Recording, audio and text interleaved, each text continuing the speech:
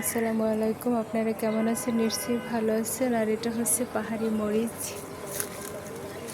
এই যে পাহাড়ি মরিচ দেখা যাচ্ছে। আর গ্রাম বাংলায় এটাকে বলে খুদ্দে মরিচ। এই কত সুন্দর মরিচ হয়ে আছে, অযত্নে অবহেলায় হয়ে আছে।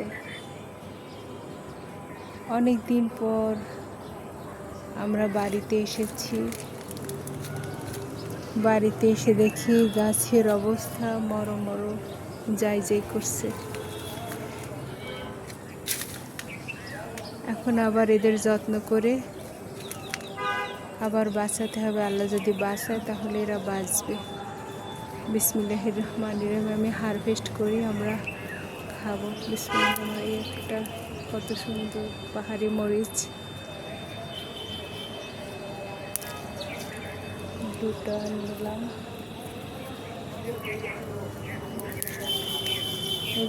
তিনটে পাহাড়ি মরিচ নিলাম। কত সুন্দর লাগছে মরিচগুলি। সবাই ভালো থাকবেন, ছাদ বাগান করবেন।